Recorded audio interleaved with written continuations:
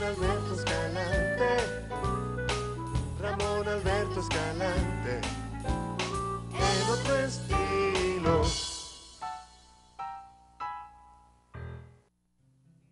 Buenas, buenas. Gracias por acompañarme otra vez en el espacio antidepresivo de la televisión venezolana. Debe estar sonando, aunque aquí no la escucho, una canción de Carlos Vives, cantante popular que simboliza como poco el juvenil sentimiento de renovación de la cumbia colombiana, que está justo aquí al lado y que tanto se comparte en los hogares venezolanos, muchos del Zulia, por la gran ascendencia que nuestra condición fronteriza plantea. Colombia y Venezuela ahora están mucho más cerca, porque la inmediatez de las comunicaciones ha estrechado una serie de mecanismos, de procedimientos que antes eran más lentos, más farragosos. Por ejemplo, antes para que una persona desde Colombia le enviase un dinero a Venezuela o al revés, era un trámite mucho más engorroso. Ahora, a pesar del control de cambio, hay muchas facilidades porque basta llegar a una agencia de envíos e inmediatamente con una llamada telefónica el dinero está allí. Esa es apenas una de las ventajas que plantea la globalización, la revolución de las telecomunicaciones.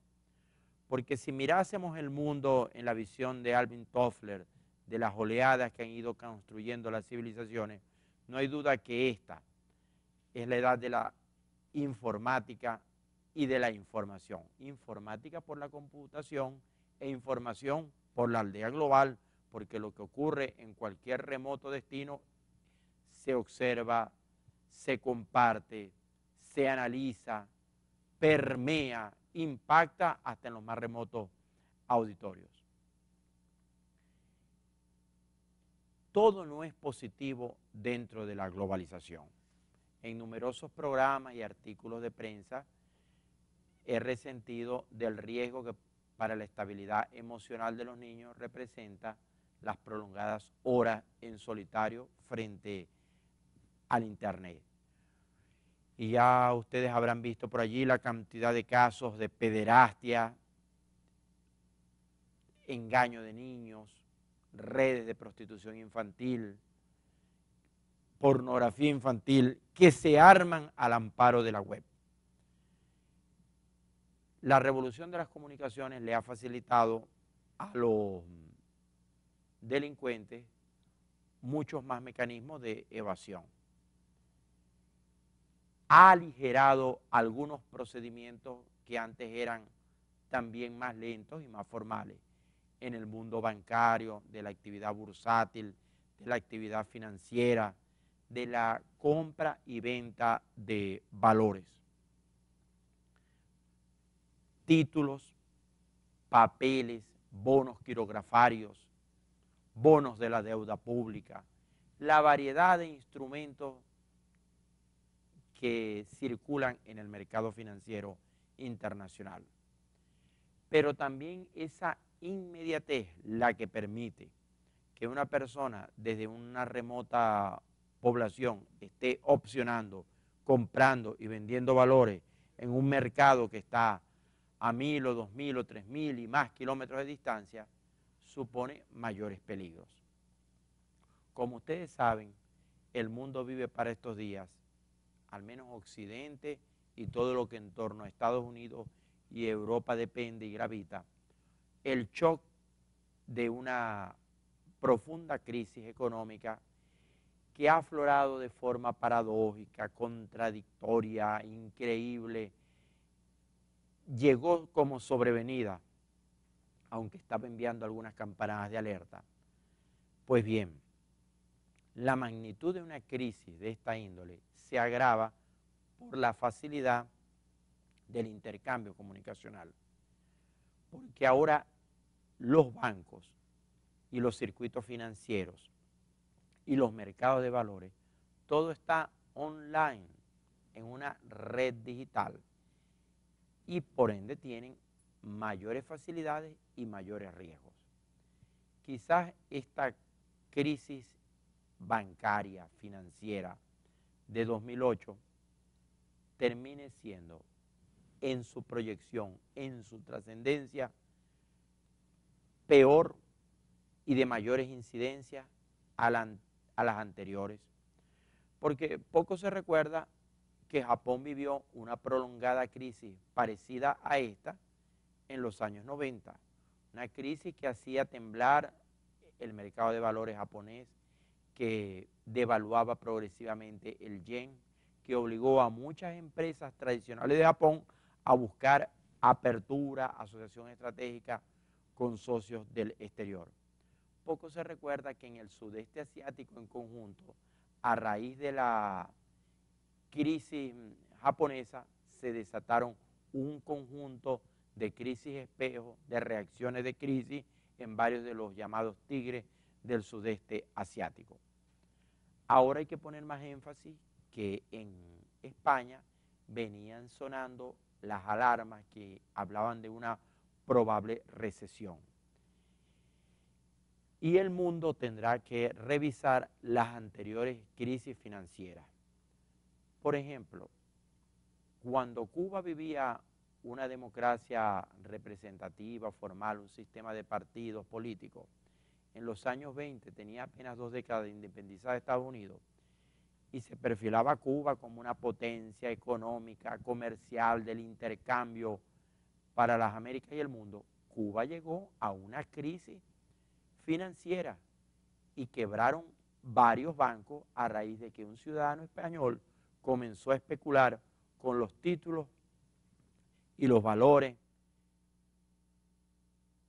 y con la seriedad del mercado financiero cubano. El mundo tendrá que revisar para estos días las experiencias de anteriores crisis. Y fíjense cómo son las cosas.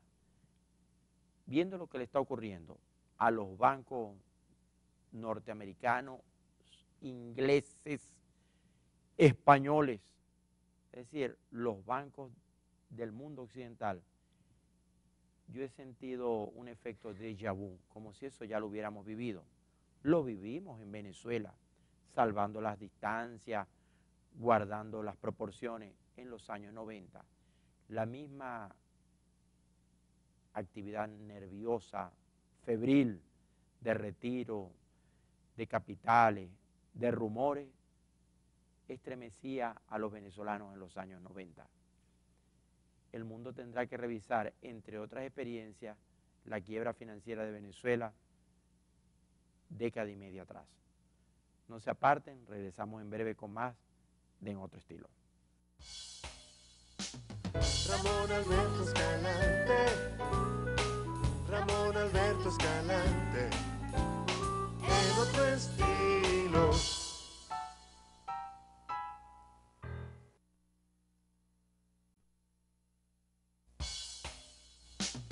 Ramón Alberto Escalante, Ramón Alberto Escalante, en otro estilo.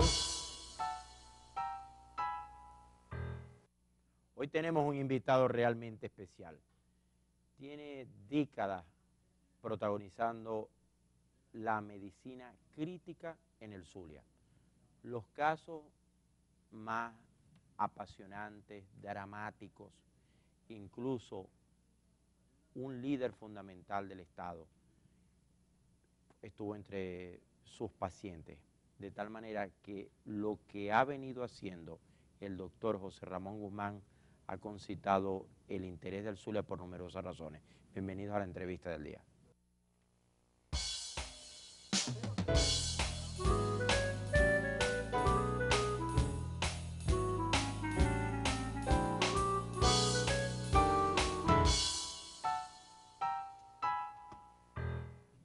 El doctor José Ramón Guzmán, neurocirujano, gloria viviente de la medicina venezolana continental, una figura de prestigio internacional que recoge las banderas de otros ilustres médicos que desde el Zulia han puesto en alto el nombre de Venezuela, como Francisco Eugenio Bustamante, como Marcial Hernández, como Manuel Dagnino.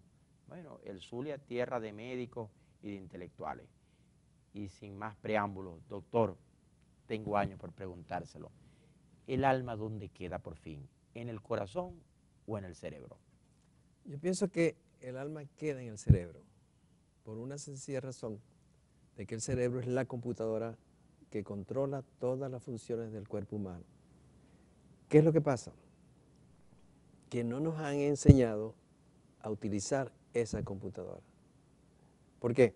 Porque ahí es donde tú programas toda tu vida.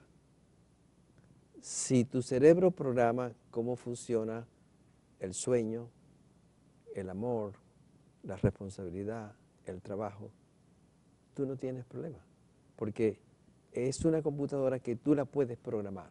Pero esa programación la tienen que hacer los padres, papá y mamá. La comienzan los padres. Claro, si los padres controlan y forman esa computadora para que ese niño sea feliz, no tenga problemas, eso es lo ideal. Y sigamos el símil informático. Y se podrá resetear, la computadora y borrarle el programa o sacarla de una colgadura en determinada edad. No, borrarla es difícil, pero reprogramarla sí para mejorar. Porque ¿qué es lo que pasa? Si a ti te educan bien, tú no tienes problema en tu vida. Es decir, la vida es una programación desde que tú naces. ¿Por qué? Si a ti te programan para que tú seas feliz, tú no tienes problema en tu vida. Si a ti te programan para comer 3 veces al día, tú sigues comiendo 3 veces al día. Si a ti te programan para no tener miedo ante las diferentes manifestaciones del medio exterior, tú no tienes miedo. Porque tú eres lo que tú piensas y tú eres lo que tiene tu cerebro. Pero ¿qué es lo que pasa? Que no te han enseñado a utilizar el cerebro. Yo estoy casi seguro que en este momento la mayoría está pensando, concho, tengo que ir a almorzar. Y no es verdad. Tú almuerzas cuando tú hagas una programación, cuando debes tú de comer. O cuando debes tú dormir, cuánto tiempo puedes tú dormir, eso tú lo programas. Es decir, tú programas toda tu función. Doctor, le hablé del alma al principio. ¿Usted es creyente? ¿Creyente de qué? Bueno, fíjese que no le pregunté si es cristiano. Quiero que me hable de su filosofía ante la vida. Okay. ¿Es agnóstico? Okay. ¿Es místico? No. Yo pienso igual eso, fíjate lo siguiente. Yo vengo de un hogar católico, entonces eso fue lo que me enseñaron, entonces soy católico. Si hubiera nacido en un hogar hebreo, sería hebreo. Si yo viniera de un hogar adventista, sería adventista, porque yo soy lo que me han enseñado, ¿me entiendes? Claro, ¿qué es lo que pasa? Por ejemplo, en mi casa me enseñaron la religión católica, pero como yo fui becado a Europa, cuando yo llegué a España, me llamó la atención muchas cosas, y sobre todo un libro de Miguel de Unamuno, La agonía del cristianismo. Entonces, eso me llevó a leerlo y a analizar muchos aspectos. Y no solamente eso, sino que fue mucho más interesante para mí leer ese libro cuando sale, que el que leyera La agonía del cristianismo de Miguel de Unamuno sería excomulgado. Entonces, me pareció más interesante el libro. Entonces, por eso pienso que es muy importante cómo a ti te programen. Claro, yo pienso que el niño cuando nace tiene que creer en alguien. Claro. Y ese es Dios. Un ancla. Sí. Y ese es el faro que nos lleva en toda nuestra vida. Si tú no tienes ese faro, ahí es donde vienes tú a tener muchas dificultades. Papá Dios nos trajo aquí para ser feliz, no para sufrir. Lo que decidimos de sufrir es cada uno de nosotros. Claro, doctor. Y José Ramón Guzmán, en la medicina crítica, muchas veces con casos dramáticos, terminales, ¿cómo se maneja el hombre de ciencia, el hombre de fe en semejante coyuntura? Es interesante la pregunta que me hace, muy interesante. Mira, cuando uno tiene un paciente crítico, difícil, el médico a veces cree que él es Dios, y eso no es verdad. Uno es un instrumento de Dios. Por ejemplo, hay pacientes muy difíciles. Yo recuerdo mucho un caso que un muchacho de 19 años que estando en la playa tuvo un cuadro convulsivo y lo llevaron en coma al hospital. Y el médico que lo recibió le dice al papá, tu hijo no dura 24 horas. El papá se desesperó. ¿Por qué se desesperó? Porque era su hijo y no podía ser que el médico le dijera que solamente iba a durar 24 horas. Él no aceptó eso y pidió una segunda opinión. Claro, cuando nos llamaron a nosotros, vimos al muchacho, vimos la gravedad del muchacho, pero sabíamos que nosotros no éramos Dios, que Dios era el que decidía. Lo tratamos, porque ¿qué es lo que pasa?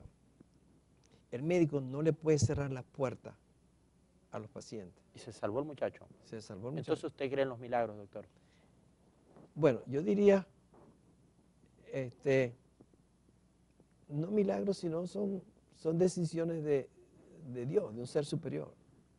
Si eso lo llamamos milagro, claro, sería un milagro.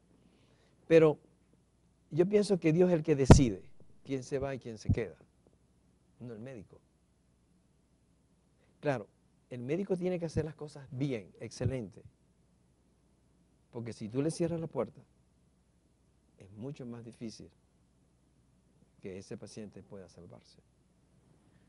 Estoy aprendiendo y, ¿por qué no?, embelesado con lo que dice el doctor José Ramón Guzmán. No se aparten, volvemos en breve con más en otro estilo. Ramón Alberto Escalante, Ramón Alberto Escalante, en otro estilo.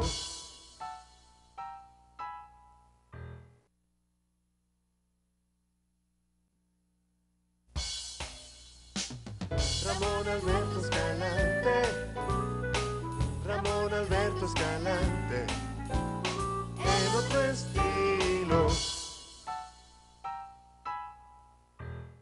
Cuando un paciente llega a la consulta del doctor José Ramón Guzmán, generalmente el pronóstico, digamos, no voy a usar los términos de ellos, es para llamar la atención. Palabras mayores, neurocirugía. Cuando eso se toca, bueno, todos sabemos las consecuencias que puede tener. Y cualquier afección allí llama mucho a preocupación.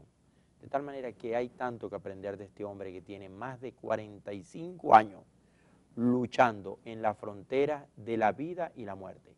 Y pensar que si se equivoca, si parpadea, si se le va el pulso, quizá la persona puede quedar con un daño físico irreversible, perder áreas vitales de la memoria, del comportamiento. Doctor, cuando le llega un paciente en estado terminal, esto es hasta una falta de respeto que yo se lo pregunte, pero ¿cómo se maneja para ser lo más sincero y a la vez piadoso con aquella gente que está queriendo oír algo distinto a lo que usted le puede decir? Ok. Yo pienso que el médico tiene que tratar al paciente como si ese paciente fuera su mamá o su papá o su hijo o él mismo. ¿De acuerdo? Y naturalmente tratar ese proceso con excelencia, porque salud es un recurso no renovable. Entonces, si tú haces las cosas bien, excelente, es casi seguro que ese paciente va a tener una mejor evolución. Por eso yo considero que el médico tiene que estar actualizado, estudiar todos los días Porque en la medida que tú te prepares y tengas experiencia, eso te da excelencia. Pero tienes que estar actualizado. Si tú no te actualizas, no te va a ayudar a que tú seas excelente, porque el conocimiento es lo que te va a dar a que tú le ofrezcas más oportunidades a aquel paciente que tú tienes delante de ti. Y la tecnología va avanzando. Y si tú no tienes conocimiento de lo último que hay, tu ayuda hacia ese paciente no va a ser lo suficientemente amplio como poder tú lograr que supere el problema que en ese momento tú estás viendo. Si tú le das excelencia en el proceso médico, los pacientes evolucionan mejor. Y otra cosa que es importante, ser exigente. Tenemos que exigir lo mejor para el paciente. Porque a veces nos conformamos y aceptamos. Y cuando tú aceptas en la vida, tú pierdes. Hay que luchar. Doctor, esta es su especialidad y yo soy el lego, se lo voy a decir en términos de medicina legal, que es lo que manejamos los abogados. La muerte es el cese del funcionamiento del cerebro, el daño irreversible del cerebro. ¿Cómo define usted la muerte? Sí. Como te dije inicialmente, el cerebro es la computadora. El cerebro controla el corazón, controla los pulmones, controla la función renal, el hígado, todo. Si el cerebro se muere, todos los órganos dejan de funcionar. Entonces, claro, tú ves que el corazón sigue latiendo porque tiene un sistema autónomo, pero que dura poco tiempo. Una vez que ese cerebro se ha paralizado, uno dice, hay muerte cerebral.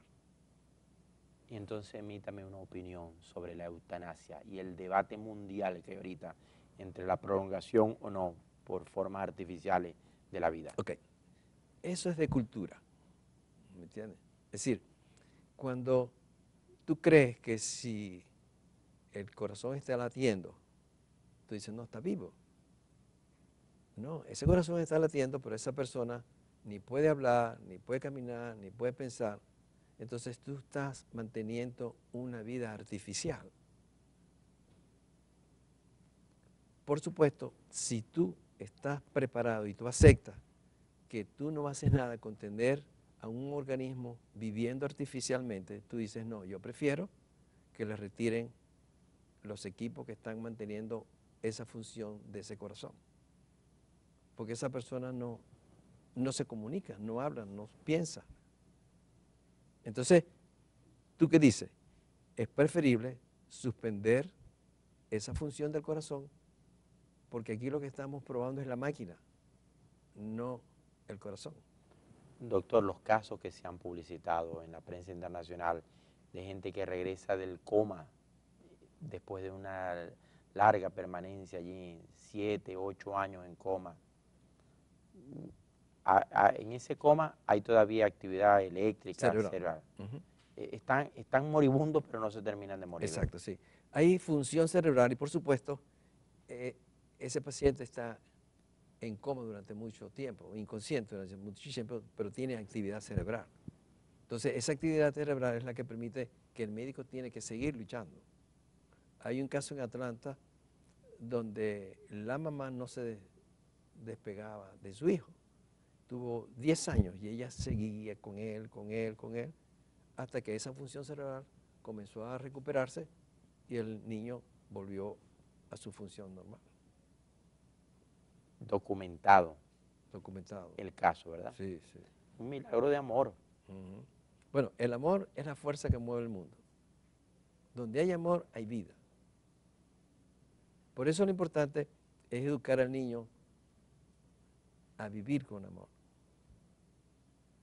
El amor es lo que hace que todas las cosas funcionen. Doctor, ha hablado varias veces de educación, formación. Lo veo palabras clave en su escala de valores. ¿Qué importancia le da usted a eso en el momento histórico que vive Venezuela y por qué no América Latina, que estamos en el gozne, en el cruce que estamos de camino? ¿qué hacemos con la educación de tanta gente? Que yo a veces veo que pareciera que graduamos mucho, pero cada día me parece que leyéramos menos. Sí. Yo te decía que Papá Dios nos mandó a nosotros aquí para ser feliz. Y tú eres feliz cuando tú haces una programación de vida. Y esa programación se inicia en la casa, mamá y papá. Por supuesto, dependiendo mucho más de la mamá, porque la mamá está más tiempo con el hijo. Si la madre orienta a ese hijo, tú tienes que prepararte, tú tienes que aprender varios idiomas, tú tienes que actualizarse.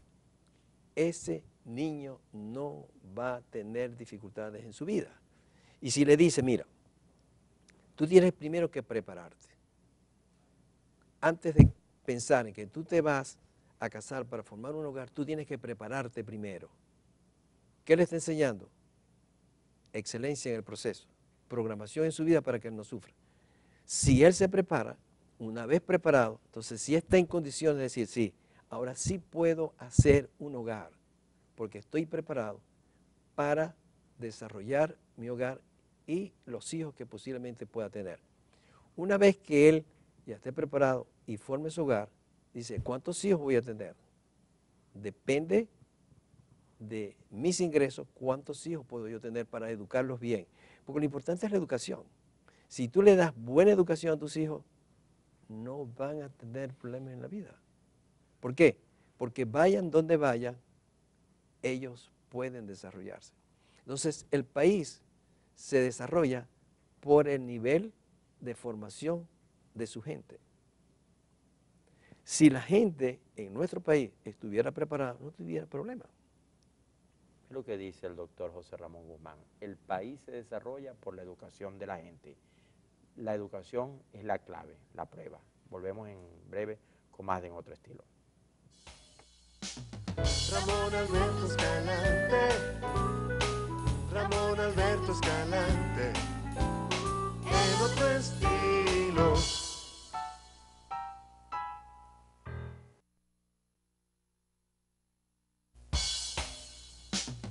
Ramón Alberto Escalante, Ramón Alberto Escalante, en otro estilo. Le cuento que estoy sentado en una mesa que no es propiamente un comedor, se llama desayunador, es alta, también sirve para comer, para compartir, para trabajar. La conseguí en Ritz Navidad y Hogar, que queda en la avenida 15 de Licia, con calle 78 Doctor Portillo, donde también hay variedad de artículos de decoración, lámpara, detalles para embellecer su hogar a lo largo del año. Ritz Navidad y Hogar, donde usted encontrará lo que está buscando para completar la decoración de su hogar. Estoy disfrutando muchísimo esta conversación con el doctor José Ramón Guzmán, que hay que hacer un libro con él, con sus experiencias de una vida entera, porque es que no es solamente el destino de las familias y la vida de personas, sino hasta el destino de una región y de un país que a veces ha tenido que ver mucho con la pericia, con la ciencia, el saber y el arte de este hombre. Particularmente hubo un caso dramático al que no me voy a referir directamente por razones éticas, evidentemente, de un hombre que liderizaba en muchos sentidos al Zulia para esos años, enfermó y el Zulia y Venezuela estaba pendiente de lo que hiciera y dijera José Ramón Guzmán en ese año crítico de 1989, que también fue un cruce de camino. Doctor, y medio de tanta presión, ¿no se deprime? No, ¿Duerme bien? perfectamente ¿Cuántas bien. horas duerme José Ramón Guzmán? Lo importante no es las horas. Lo importante es que tú disfrutes con lo que tú duermas. Mira, Ramón, en la vida lo importante no es el tiempo. Yo no hago nada con el tiempo. Yo hago con la excelencia. ¿Por qué? Porque la excelencia es lo que tú te llevas, no cuántas horas. Tú puedes dormir 10 horas, pero si tú duermes una hora excelente, no necesitas más. Bueno, entonces, ilústreme, doctor, ¿cuánto es lo mínimo que tiene que dormir uno? Ok. En los estudios se llega a la conclusión de que lo ideal es dormir entre 6 y 8 horas. 6 y 8. Sí. Pero, vuelvo a lo que yo te decía anteriormente, tú controlas tu organismo. Y entonces tú le dices a tu organismo, mira, tú vas a comer una sola vez al día, pues no necesitas comer 3 veces al día.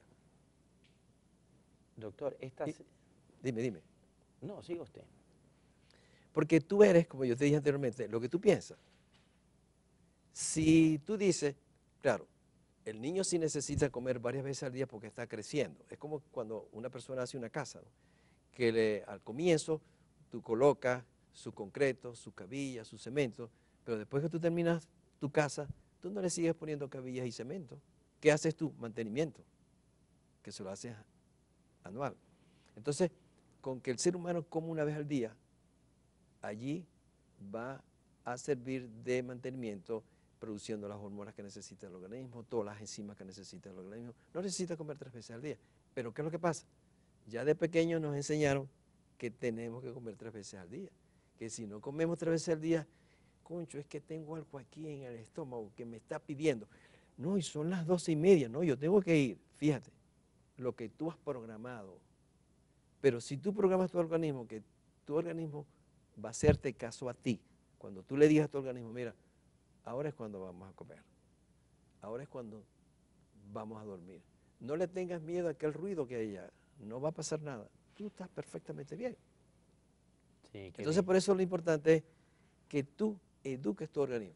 ¿Y usted logra mantener esa visión altruista, serena de la vida, aún en medio de las presiones, doctor? Sí. Porque, ¿qué es lo que pasa? Mira, yo recuerdo mucho, estando en un barco en el Golfo de León, en el Mediterráneo, nos cogió una tormenta. Un rayo destruyó el sistema de comunicación y el barco estaba a la deriva. Entonces, los pasajeros se reunieron en base a su religión.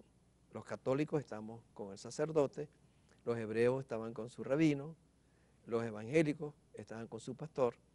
Y yo me acuerdo que con el grupo católico me dio la impresión que era Dante, ¿no? Con su famoso pintura dantesca. Todo el mundo llorando, pidiéndole perdón a la mamá, al papá, a la novia, al esposo, porque nos íbamos a morir. Yo dije, no, yo voy a morir feliz, porque yo escogí morir feliz. Me fui para mi camarote, me amarré, me persiné y me puse a dormir. Eso hizo el barón Rothschild, que iba en el Titanic. Me estás repitiendo la escena del barón Rothschild, uno de los hombres más ricos del mundo. Iba en el Titanic y él no pidió salvavidas ni nada. Dijo, no, ya está bueno. Y se fue a morir tranquilo. Entonces me acosté. ¿Y cuál sería mi sorpresa cuando me desperté a las 6 de la mañana? El mar tranquilo, un Digo, sol no me morí. precioso. Dice, bueno, perfecto. Cuando voy al comedor, no había nadie. Y bueno, ¿y el desayuno? ¿Cómo que el desayuno? Sí, si estuvimos en emergencia hasta las 5 de la mañana. ¿Y dónde estaba usted? Durmiendo. ¿Por qué? Porque Dar tú el eres... secretico, doctor, yo sí me agobio. Claro, claro. Me está diciendo también la parábola de la Biblia, que cada día tiene sus afanes, que no nos mortifiquéis. Sí, es que el problema es el siguiente, tú eres lo que tú piensas. Si tú piensas que tú vas a ser feliz, eres feliz con lo que tú tienes. Mira, una de las cosas que más me llamó la atención fue en la India. Cuando estuve en Delhi, me llamó la atención que el pobre allí es feliz. Feliz, no envidia al que tiene la otra persona. Ahora, doctor, fíjese, en Maracaibo todos somos conocidos, como dice Maracaibo es un pañuelo, todos nos conocemos. ¿Cómo hace José Ramón Guzmán, que tiene su vida entera aquí, cuando le llega un caso? Porque ¿quién en esa circunstancia de un padecimiento cerebral no llega neurológico, llega al consultorio del doctor José Ramón Guzmán? Los abogados tenemos una figura que nos inhibimos. ¿Usted le ha tocado alguna vez no aceptar un caso, referírselo a un colega porque es muy amigo el paciente o tiene mucha carga subjetiva usted con lo que está al frente? No, yo pienso que si tú sabes que la ayuda está al frente, yo lo refiero, sin tener ni una inhibición a aquello. Lo importante es que tú ayudes a la persona. Pero no ha rechazado, le reformulo la pregunta, no ha rechazado un caso por ser un amigo, un familiar, un conocido, diciendo, mejor no lo atiendo yo, se lo envío otra vez. No, porque yo pienso que yo como amigo le voy a dar lo mejor. Se empecina y lo sigue intentando. Volvemos en breve con más en otro estilo. Ramón Alberto Escalante, Ramón Alberto Escalante, en otro estilo.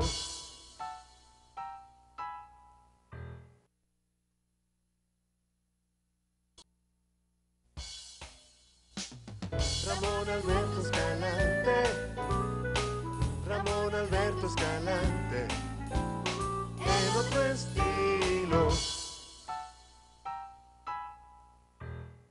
El doctor José Ramón Guzmán engalana hoy este programa. Entiendo que conoció y estudió con Humberto Fernández Morán, ¿verdad? Bueno, la primera vez que yo escuché al doctor Humberto Fernández Morán es sentado en la Universidad Central de Madrid, cuando el profesor de histopatología mencionó que gracias a un científico venezolano, doctor Humberto Fernández Morán, hoy se conocía cómo estaban integradas las neurofibrillas de los nervios. Eso me impactó. Y ese es un ejemplo que Fernández Morán, hijo de personas muy discretas, el papá decide que él quiere que su hijo tenga una mejor preparación. Y él estudiaba en el colegio alemán y un profesor le dice al papá de Humberto Fernández Morán que le permite llevárselo a Alemania. Es donde él cambia. Aprende alemán, inglés, francés, italiano, japonés, ruso. Y es su conocimiento lo que lleva a la transformación del doctor Humberto Fernández Morán.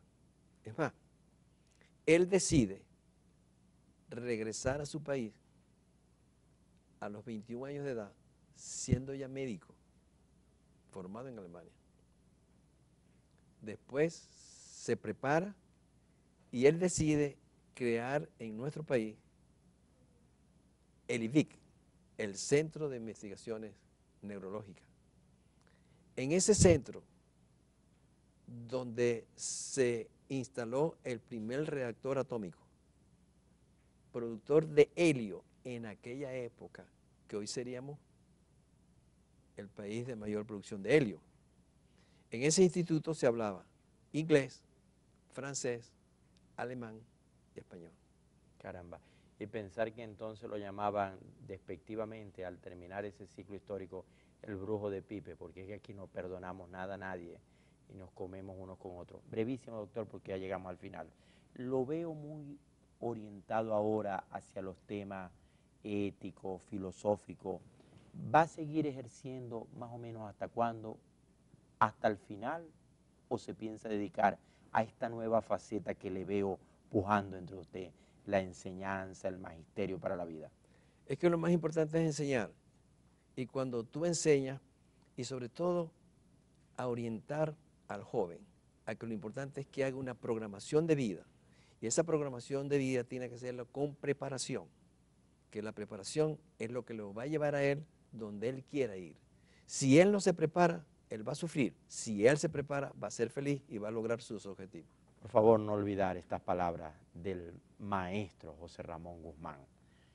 Joven, lo que tú estudies te va a llevar a donde tú quieras y puedes ser feliz si te preparas y si decides serlo.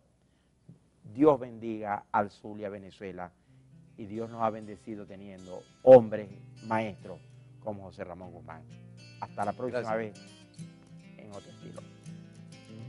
Como la luna que alumbra por la noche los caminos, como las hojas al viento, como el sol espanta el frío, como la tierra la lluvia, como el mar espera el río.